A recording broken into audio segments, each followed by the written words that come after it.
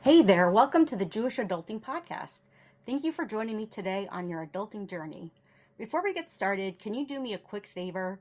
Can you hit the like and subscribe button on whatever platform you're listening to this? I promise it's not a lifetime commitment, but when you don't subscribe, it's kind of like coffee without caffeine. What are we even doing here? Or like latkes without applesauce. Are we even living our best life? When you subscribe, you not only give me warm, fuzzy feelings, but you're also helping me bring amazing guests who rely on subscriber counts to know whether joining me is a worthy endeavor. More subscribers mean more epic conversations for you.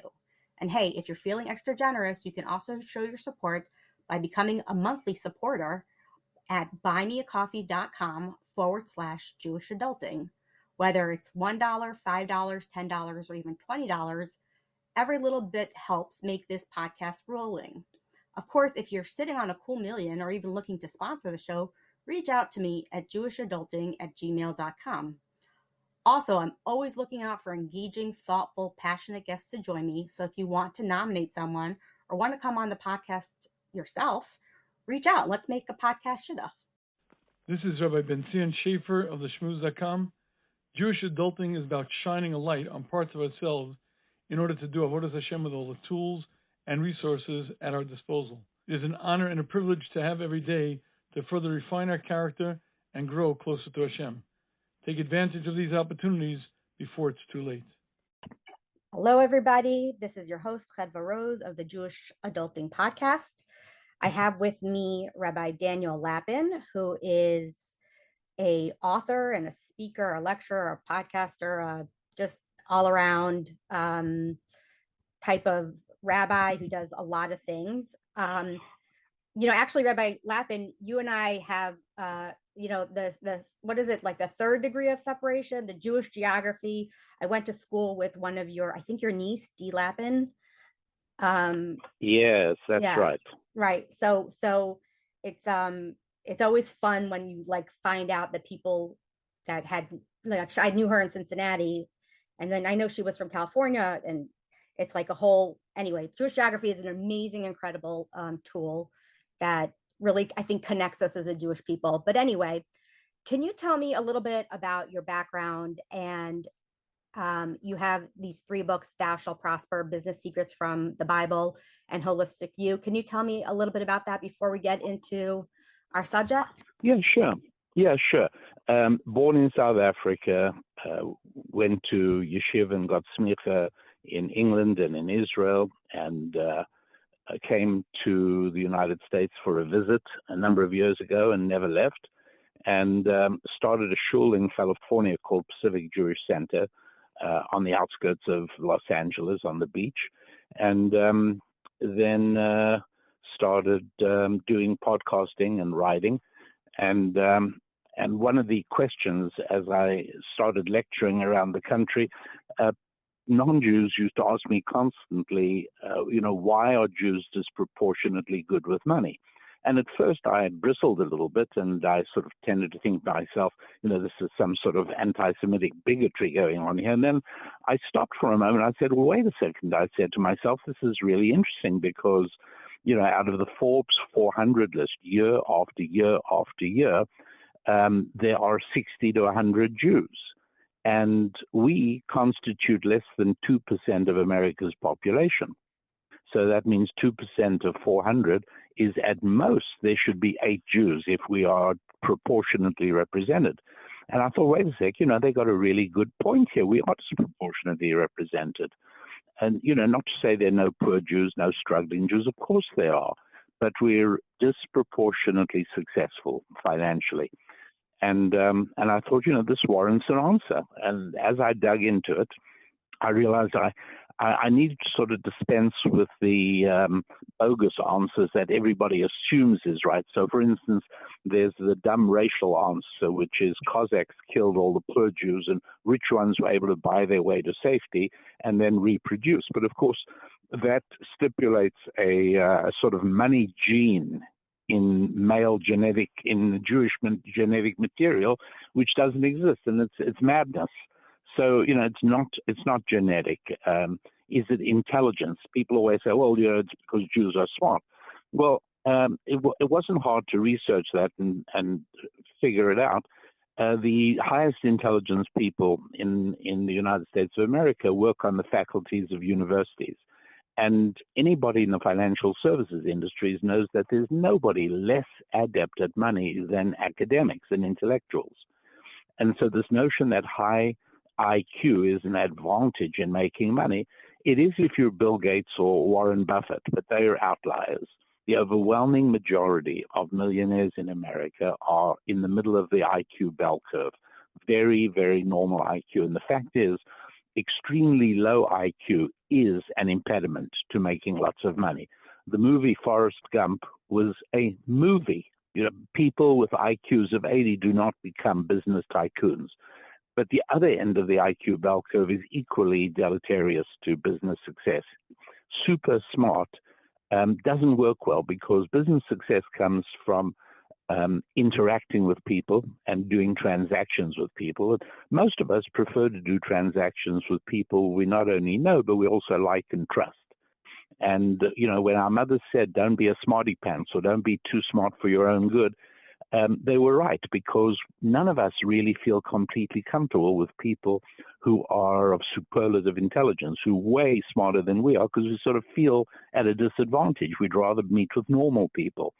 And so it was. I discovered that it had nothing to do with intelligence, and the result was a book called Thou Shalt Prosper. And there was so much to do on this topic, and I got so much mail, and so many people read the book and wrote to me about it. I ended up with a whole bunch of more questions, and that resulted in another book called Business Secrets from the Bible.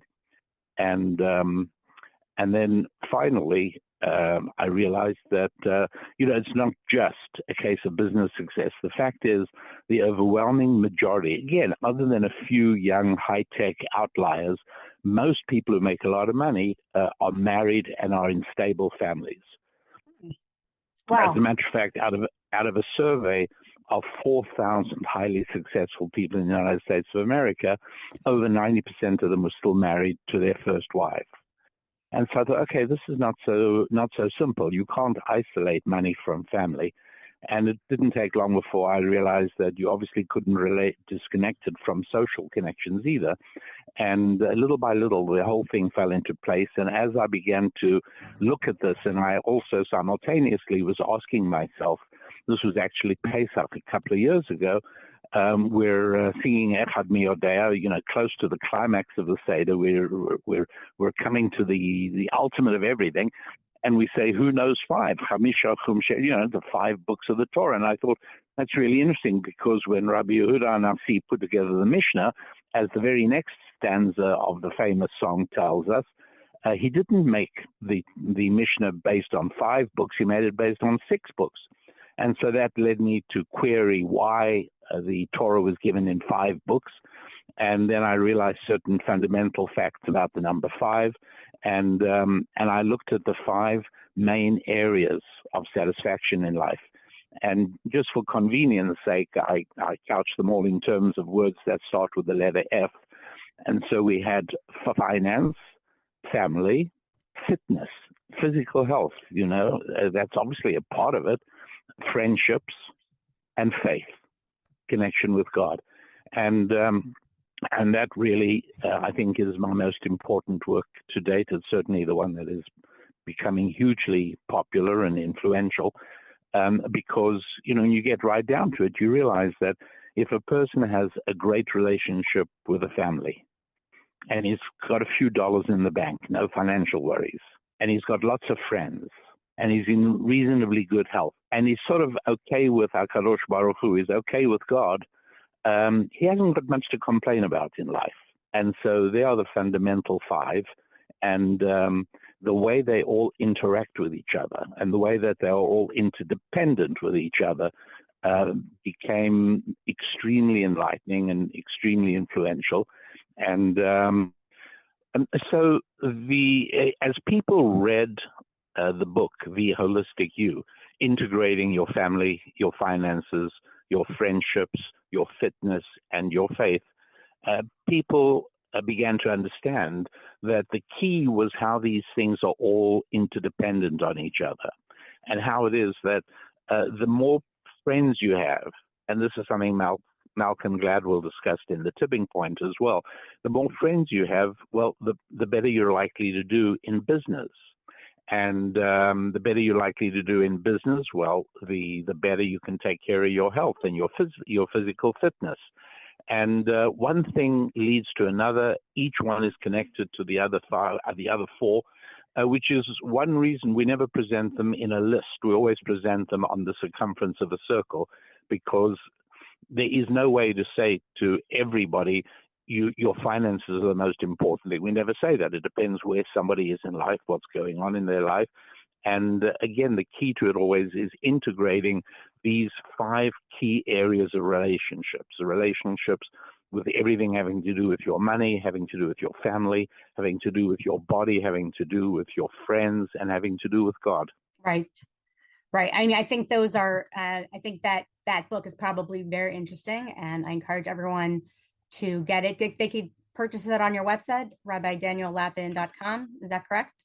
Yes, they certainly can. And obviously also on another international online bookseller whose name I'm not going to mention unless they advertise on your show. Do they buy advertising from you? No, not yet. So say nothing. Well, then, no free advertising for them. Then that's it. I'm not going to name that company. Okay, wonderful. So what we're coming here today to talk about, actually, now that we've had a little bit of background of where you are and how you got into talking about money and the connection to what we learn through Tanakh and our Gedolim and everything, is actually it's around Chanukah time. Chanukah is in 5 days from now, and I thought it might be interesting to talk about Gelt. Now, there is, Chanukah has always been about a military victory. Like if you ask the regular Jew, what is Chanukah about? It's the military victory. It's about the oil. Where does Chanukah Gelt fall into celebration of Chanukah? Well, it's very noticeable. And I mean, your question is a good one, because, we don't have a tradition of giving children money on Purim or on Pesach. It's unique to Chanukah. We don't have Shavuos Gelt. We don't have Sukkot Gelt. Chanukah Gelt, everybody knows. And so is this just, is there no basis to this? No, sure, there's a basis to it. And it's really interesting because the Talmud, the Gemara in the tractate of Shabbat, actually speaks about the fact that we're not allowed to derive any benefit from the Chanukah lights. That's one of the reasons that we light the shamash. So that should give out, that's not counted as one of the 8 candles, so it gives out light we can use. But if the candles are burning, don't use those candles. Now, here's where it gets really interesting. Can I get a wee bit technical here, Chedvarot? Go for it. Well, it's just that it says the following. You may not use the light of the Chanukah candles for anything, not even, and I'd pause there for a moment and say, what do you guess the next words would be? We're Jews. We pray to God. We study Torah. Wouldn't you have thought the next words would be, you may not use the lights of Chanukah candle for anything at all, not even for studying Torah, right? Right. And what it actually says is, you're not allowed to use the light of the Chanukah candles even for counting your money. Now, that's extraordinary because it seems to be perpetuating an anti-Semitic canard that Jews spend all their time counting their money. Right. And especially you would also think that during that time, people weren't like rolling. They were in Galus with the Greeks. You wouldn't think that there was a lot of money to be counted, right? We weren't talking about a time of prosperity for Jews, were we? Actually, there were the Mishnah speaks of a number of extremely successful Jews, and so I think it was like any other time. The amount of wealth in the world changes, and so wealthy today means something quite different from what it meant to your great grandparents or mine. But that there were always, because in Torah thinking, there isn't an objective definition of wealth, X amount of dollars in the bank, X amount of net worth. It's always comparative. Right. And so much more than most people is rich, much less than most people is poor. And that definition works in 2025 just as it does in 300 BCE. So Right. so you're not allowed to count your money. So anyway, it turns out that it must mean that, of course, we don't spend all our time counting money, but somehow there'd be a special reason to count money on Chanukah. And so there is this connection with money on Chanukah. What is it? Well, the root of the word Chanukah, Chet Nun, we know that it shows up we know that it shows up in a number of different places. So, for instance, in Bereshit, when Yaakov comes to the city of Shechem, it says, Vayichan et Pnei Ha'ir. And I'm saying it in the Hebrew because it's terribly difficult to translate into English. I know perfectly well that most English translations say he camped opposite the face of the city or by the city. But that's not what it says. The use of the Hebrew word et defines the accusative, it defines the object of the sentence. And so there's no question whatsoever that in Hebrew, Vayichan et Pnei Ha'ir doesn't mean he camped by the city. It means that he did something to the city. Okay. He chained the city, as it were, which is really fascinating because what does the word chain actually mean? And so I look it up, and the word chain keeps on getting translated as grace. Right. Find favor in his eyes. Matzah chain be'einav. It seems to get, grace or favor. Anyway, I looked up the Oxford English Dictionary, the main pre-war Oxford English Dictionary for the word grace, and it didn't help me very much because what it says is grace is the word the King James translators of the Bible in 1611 decided to use for the Hebrew word chet nun. So chen means grace and grace means chen. What does this root word of Chanukah really mean? And a clue to it comes from the grace after meals. Because in the grace after meals, we say, thank you, God, for feeding the world, b'chein, b'chesed u'rachamim, with your mercy, with your loving kindness, and with your chen. What does that mean? After you thank God for feeding the world with loving kindness and with mercy, what else is there? What on earth does grace mean? And the word chen, it turns out, actually has to do with the way human beings interact economically. It's the same word we find in chanut, the Hebrew word for a store. Why is the root of the word of a store chen? Because it's the fundamental location of human economic interaction. You have something to sell, I've got some money and I want to buy it, let's get together, and we do that in a store or in a chanut, in a place of chen. And that concept is also found in the word shulchan, a table, because a table is a place where we enjoy the fruits of our work. We sit down and we eat food, the work of our hands. And a shulchan is in Hebrew a shel chen, the place of chen.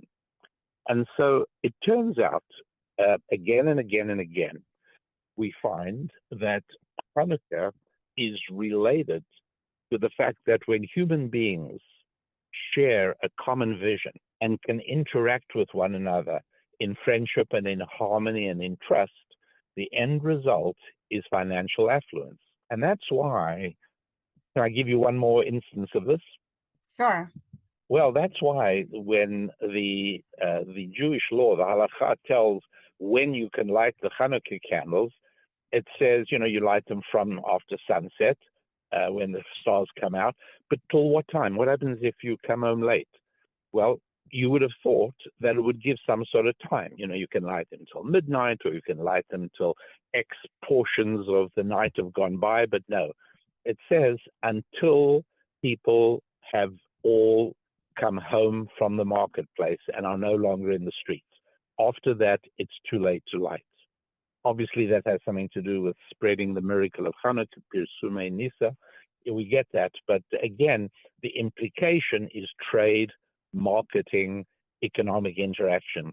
And when Jacob, Vayichan et Pnei Ha'ir, when Jacob changed the face of the city, what really means is, and again, the Talmud in Shabbat, oddly enough, tells it explicitly, he introduced them to the idea of currency and marketplaces. And so once again, we have definitively this idea expressed directly that the word Chet Nun, the root of the word Chanukah, means economic interaction. It means currency. It means marketplace. It means human beings interacting and creating wealth. So obviously, Chanukah is related to this idea, and obviously, we keep it alive in educating our children to understand money and to understand our relationship with money. And it's a completely different thing, because in Christianity, for instance, there is the idea that somehow money is unwholesome, money is as far away as you can get from God, and that somehow poverty is equivalent to morality and virtue. And in Judaism, you couldn't get further away from that idea, that money is a creation of God. It's essentially something spiritual, and it is a response to God's first statement of not good. At the beginning of the Torah, after telling us that God saw and it was good 8 times, and the 8th one, by the way, was gold, which is one of the reasons that gold is more of a monetized metal than, shall we say, platinum. It says, Lo Tov, the first time God says something isn't good, it's not good for people to be alone. And the very next thing that happens after that is that we have the phrase, the idea of bread. You're going to eat bread. And bread, not only in Hebrew, but in many languages, bread is a metaphor for money. In slang, even in America and in England, slang for bread is money. People say, you got some bread, can you lend me some dough? All of this idea that God's response to the existential dilemma of loneliness is 2 things, marriage and money. Because the very next thing after God says not good for man to be alone is he introduces Adam to Eve. And then a little bit further down in that section comes the idea of bread. And this is the idea of people being together. Our problem on Chanukah is not so much the Greeks as much as it was the Hellenized Jews who wanted to abandon Jerusalem and embrace Athens. That was the fundamental problem. But Jewish unity is tied up together with Jewish economic affluence. Okay, so I think I'm going to let me take a step back, because you've just introduced some very high grade concepts, and I think I want to make sure that I understand correctly, because I'm hoping that I'm speaking for some of my audience. Like, wait a minute, I remember Hanukkah comes from to the root word of Chanukah comes from to, what is it, to a Chanukah Sabayis, to dedicate, yes. And so I always learned that it's like dedication, and this idea of chen never came up, although clearly chen is in the word Chanukah before.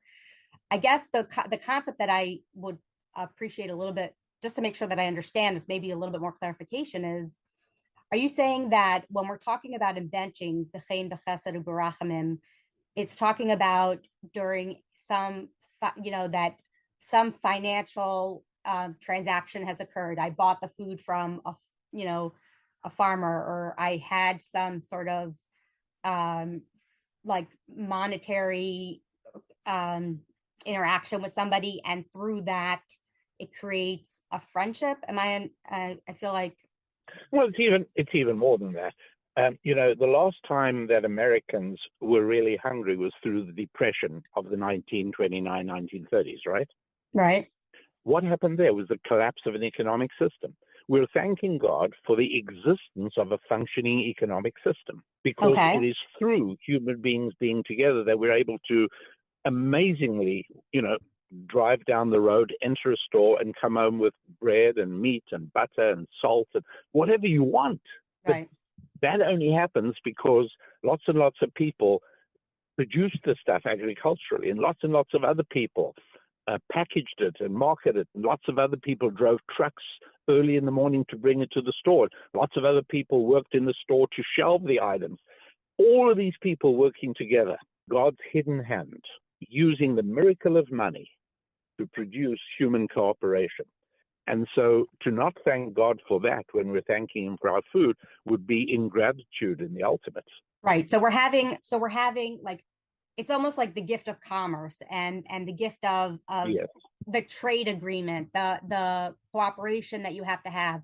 You know, I have a chicken that lays eggs, but you have flour. Let's be in commerce together and create a community through where we help each other and we create mutually beneficial arrangements to get our needs met. You know, the supply and demand that sort of drives the economy. And so I could understand how, and that's all part of like man contributing to, you know, taking raw materials and making it into something that is usable for consumption, whether it be clothes, and we elevate everything for Hashem's purpose.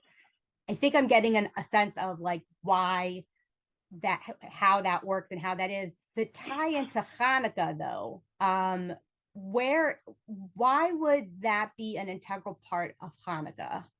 Because Chanukah is about Jewish unity and the tragedies that ensue from disunity, where a whole bunch of people, you know, Josephus writes about, Josephus in his History of the Jews, he speaks about one of the most popular medical operations was the replacement of a foreskin. They actually did plastic surgery back then. Men were so embarrassed to be seen circumcised that they got doctors to rebuild, you know, the appearance of a foreskin so they can go into Greek gymnasiums and not be embarrassed to be Jewish. That kind of abandonment of the centrality of our faith is what Chanukah is all about at root. Mm-hmm.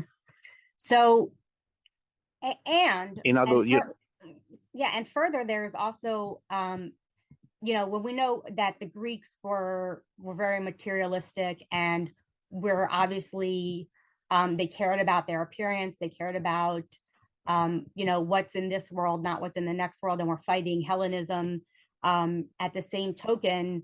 So it's interesting that it almost sounds like Chanukah was a time to say that there is a time and a place for materialism in the furtherance of Achdus, in the furtherance of community and serving Hashem. Is that well? Again, Judaism does, as I mentioned earlier, unlike Christianity and other faiths, Judaism does not see money as evil at all. Right. People can be evil, but not money. Money is something that was created by God, and it's not an accident that parts of the world that had no contact with the Bible, even attenuated through Christianity, are places that ended up bartering into the 20th century. The idea of money itself is fundamentally spiritual, and as I say, a gift of God. People do not evolve the idea of money all by themselves because it is so tenuous, the idea of currency retaining its value. And we've watched how government mistakes and bad policy over the last 5 years have hurt the value of currency. $1,000 today doesn't mean what $1,000 meant 10 years ago. Right. And if your grandfather tucked $1,000 away in a biscuit tin and put it in a closet, and you found it today, when he put it away, he thought my granddaughter can buy a car with this money, and indeed he could have, but you cannot today because the value of that $1,000 has been corroded, and it's been corroded through essentially dishonest and evil monetary policies. That's what causes inflation, which we're all suffering from right now in the United States. And so this idea of connection between morality and value, you know, lies right there in the heart of Chanukah. It also is true that Chanukah's focus around oil must be remembered because oil is, again, a Tanakh metaphor for money. So, for instance, when the poor widow came to the prophet Elisha and said, I have nothing, I can't even eat, I've got nothing at all, he didn't say, well, I'll take you down to the Jewish caring network and we'll get you some money.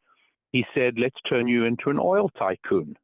And that's why in Deuteronomy and Devarim, when Moshe is talking about how the tendency is that when Israel gets rich, they tend to rebel. When we're poor, we're all religious and we pray to God. But when we're rich, we don't. And the word is there, Vayishman, Yeshurun, Vayivat. When Israel becomes oiled, fat, oily, oil always a metaphor for money. And so, one of the problems, and you alluded to a little bit earlier, is that the Jewish education for many, many, many, many Jews in America kind of ended with Hebrew school and bar mitzvah. Mm-hmm. And in Hebrew school and bar mitzvah, all you hear about Chanukah is, Jewish military victory and the oil miracle 8 days, very nice, applause, cheers, let's go home. But the deeper aspect of it, understanding, why is it that the world has a word petrodollars? Why is it that the whole economic structure of the world began to shift in the early 20th century as the internal combustion engine made oil, and Arab oil in particular, so enormously valuable? This connection between Chanukah and oil and money, yes, it's true. It's very deep. It's very, very profound, but it's not dealt with in Hebrew school or bar mitzvah classes, simply because we don't even teach economics in high school. In other words, kids graduate from American high schools not knowing what a checkbook is, not knowing how to budget, not even understanding what taxation is. It's really very, very tragic. And not surprisingly, we don't do a whole lot better in our own community's education in making sure that people do understand everything the Torah wants us to know about money. Chanukah is a great time for that because that's what it's largely about. Right.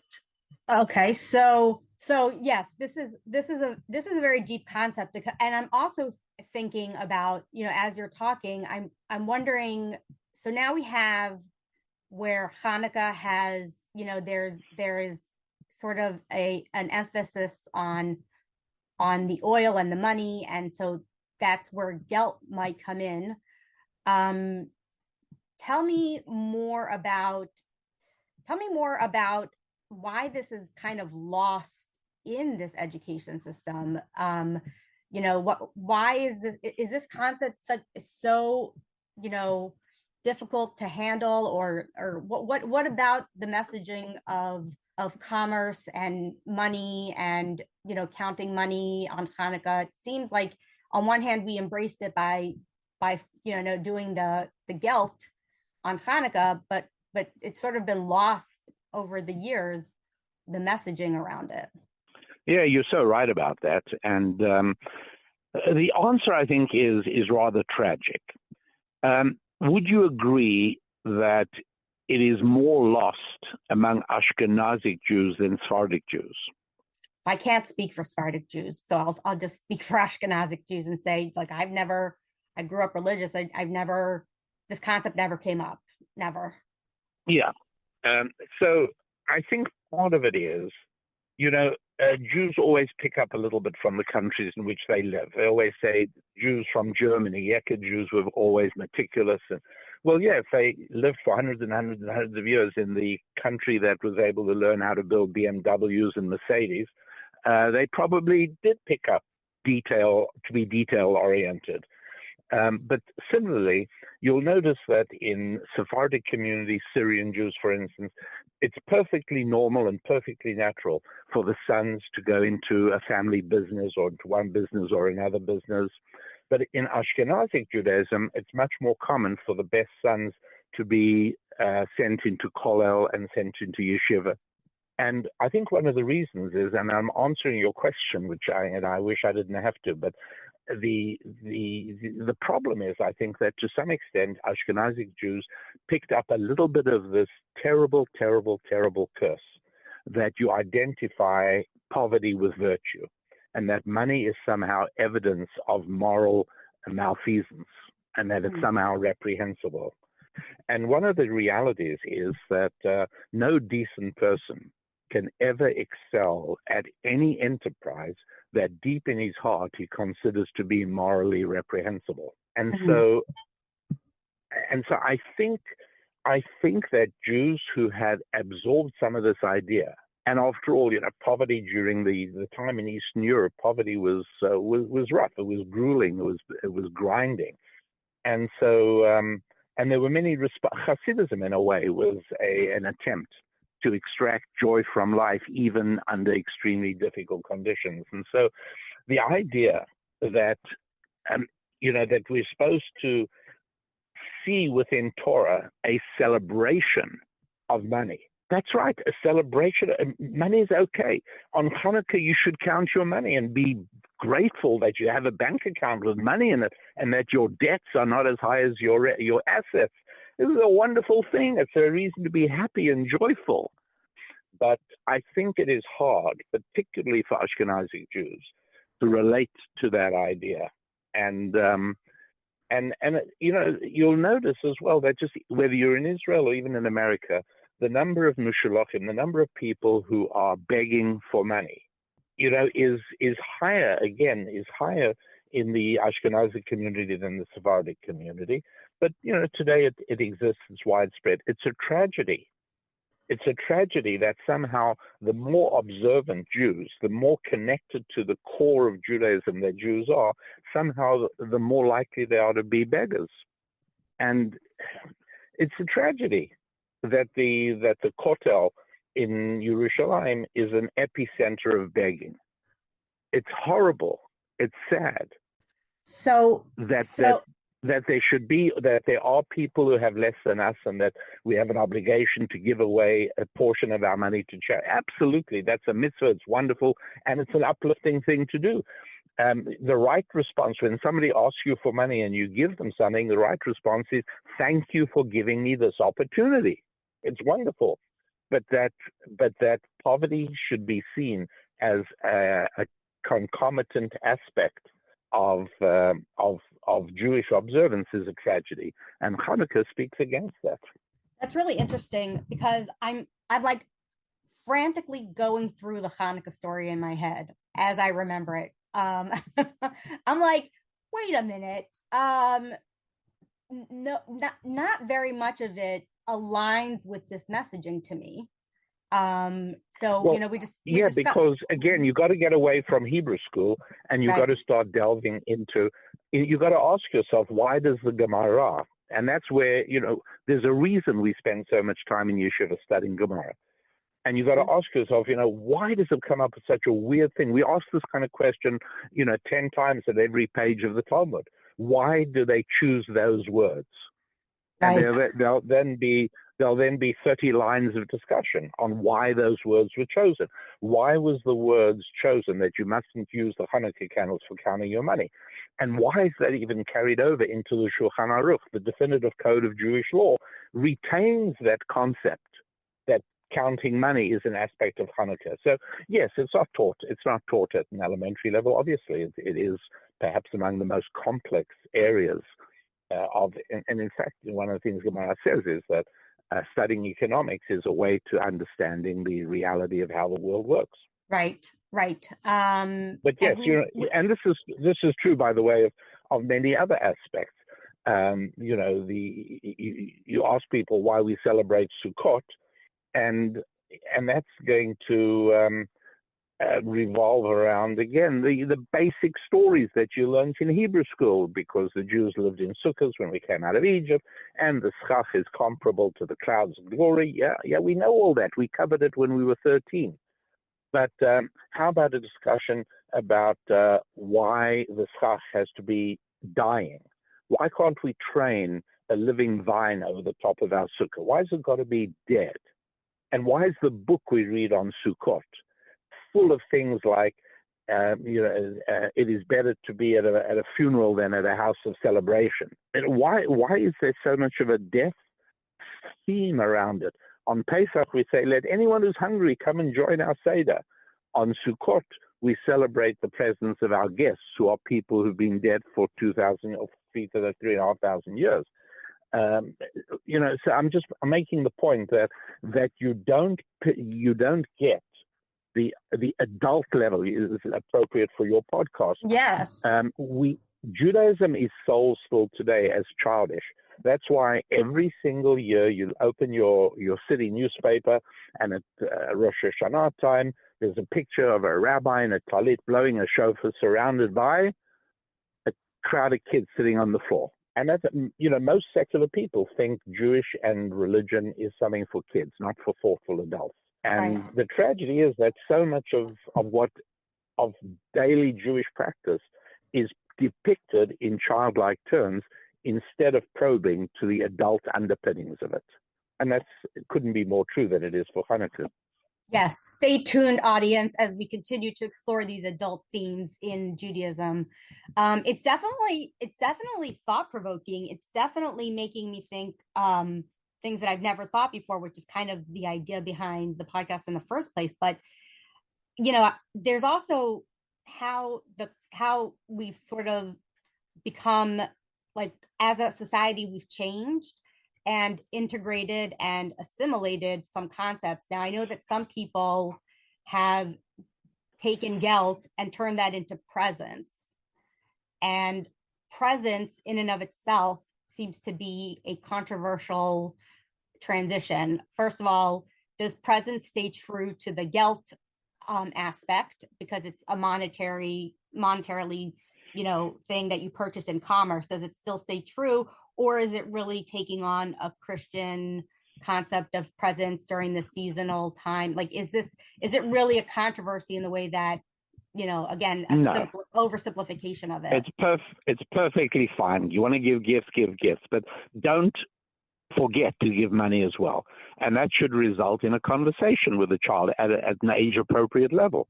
What money is and what it means to us, and why the Torah has more rules revolving around money than it has about revolving around kosher food. Many, many, many more. About 20 times more rules having to do with money. And the holy books of the Havdil, other nations, nobody else has discussions of money in their holy books, only us. Interesting. And that's really important. Yeah. So yes, I want to give presents, fine. No reason to go search for more chumras, no reason to go search for more prohibitions. And people want to give gifts. God bless them. It's lovely. Give gifts any day of the year, certainly on Chanukah. You can, husbands are supposed to give their wives gifts on every Yom Tov. So, no problem with that. But don't overlook the money side of it. Right. So keep them both as part of the traditions.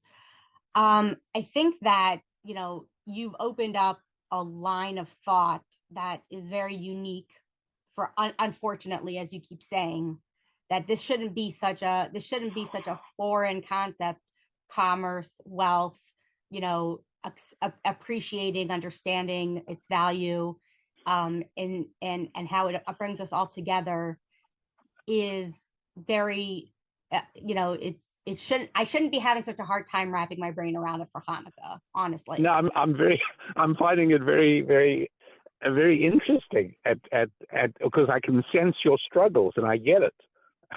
I do understand. And heaven knows we've all heard enough people dismissing money as gashmias, nothing but materialism. Who cares about money? Well, it's funny that the Torah should have so many rules about things that we don't care. Talking about something really important. Right. And again, I keep going back to this one thing that I don't know if this was your intention, but I like to come to conclusions based on the things that I learn. And I don't know if this was your intention or not, but I do think it's interesting, the juxtaposition of the way the Greeks looked at money as a way to control and, take power and focus on the uglier side of money and having possessions.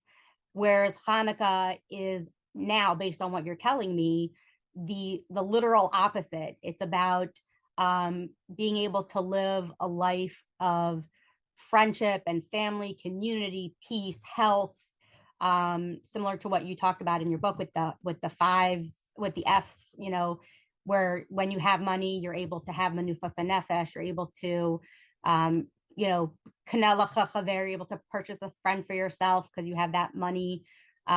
There's you could do meiser, you can do you can do chesed with your money, and it's almost like Chanukah is saying again that, and again, I've never thought of this before, so you're right, I am struggling, but that continuing to show the differences between the Greeks and the Jews, and saying in this world you're allowed to have money, you're allowed to have oil, you're allowed to have an abundance of family, an abundance of friends, an abundance of community, because as long as you're serving Hashem, as long as you're in it to recognize that the sovereignty of Hashem and the justness of the Torah and everything like that, then it's okay.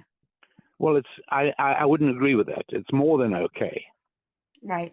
It's that how do you get hold of money? There are really only two answers to that question. One is by pointing a gun at somebody's head and saying, "Give me your wallet."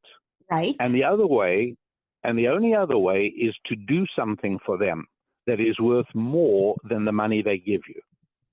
Maybe it's do services, maybe you shine their shoes or you fix their plumbing, or maybe you sell them a car or you sell them a piece of software. But whatever it is, it's all voluntary and consensual. And the great thing about a chanut, the great thing about a store, is that it's where two strangers can interact with each other and both emerge happier than they were before. Right. And you can prove this because after a transaction, you can go to the storekeeper and say, "Hey, that guy walked out of your store with a pair of your shoes." Storekeeper says, "He didn't walk out with our shoes. He gave me money for it." You say, "Hey, would you like me to call him back and we can undo it?" He says, "Are you crazy? I'd much rather have the money than the inventory." And then you can go to the guy who bought the shoes and say, "Hey, do you realize that guy took your money?" "No, he didn't. I gave it to him because I wanted this pair of shoes." And so there's evidence that Hashem smiles on economic transactions. Wonderful. So it's the process. Yeah. It's the process. So it's not that it's okay to make money as long as you give a lot of it away and you do all kinds of good things. That's a separate thing. There's a completely separate mitzvah of tzedakah. You got to do that regardless. But the beautiful thing about God's plan for human economic interaction is that it answers the question, it answers the existential dilemma of loneliness. Because if you serve other people and we all serve each other, God's response to that is an economic system that lets everybody sit at their table and eat food. Wow. I am blown away by the depth of this conversation. And, I know that me struggling with the concept, I'm trying to be an adult about it. Like, it's okay. It's something that because you've absorbed that evil and un-Jewish cultural message that money is bad. Right. And that's an evil necessity. And it still boggles the mind that you can grow up in from community, go to from schools, go to seminary, build a family, a Jewish family, and still miss kind of a very central, obvious, almost like ridiculously obvious it's right in the name of the holiday. To miss that point is like you have to twist yourself into pretzels a little bit to be ignoring that component. So I think that's another thing I'm struggling with. Yeah. If you look at Jewish history, not everything that was institutional Judaism was always correct and proper. That's why we had Nevi'im. Right. And so, things we have to really ask ourselves. And I understand this is, we've built, thank God, religious communities that are filled with righteousness and filled with chesed and compassion and kindness and good people. honestly, if everybody in America was an Orthodox Jew, the country would be in very good shape. Mm-hmm. But nonetheless, we can still ask ourselves whether we are doing everything correctly. And one of the things we should ask ourselves is this downplaying of money. When a man marries a woman, he undertakes by a formal commitment that he will support the woman financially. This is stressed again and again and again. And there it is in the ketuvah. Nonetheless, today, in some of our circles, particularly in Eretz Yisrael, it happens that when there's a possibility of a shidduch being discussed, the question raised is, how much will the girl's family give to the boy? Mm. Where is the source of this in Judaism exactly? You are raising some very challenging questions. I do think, and this is a conversation for another time, and I definitely want to respect your time that you've given me so generously. But I definitely think what we're talking about here is things getting lost in history, getting lost in translation, getting enmeshed in the culture that we live in, and not having a source for it. It's a very and then trying to undo that and reteach the community. I mean, it's daunting. I mean, just that conversation. Oh, I'm not on no crusade. I'm not trying to change the world or change the community. Right. I speak to one heart at a time, one mind at a time. People read my books. People listen to my podcast. People consult with me, and I have coaching clients. And people who are interested, I help. But I understand. I mean, I live in a community. I understand what reality is, and things are what they are. But in my own family and among the people upon whom I might exert a small influence, I try very hard to stick to the Torah, not to custom.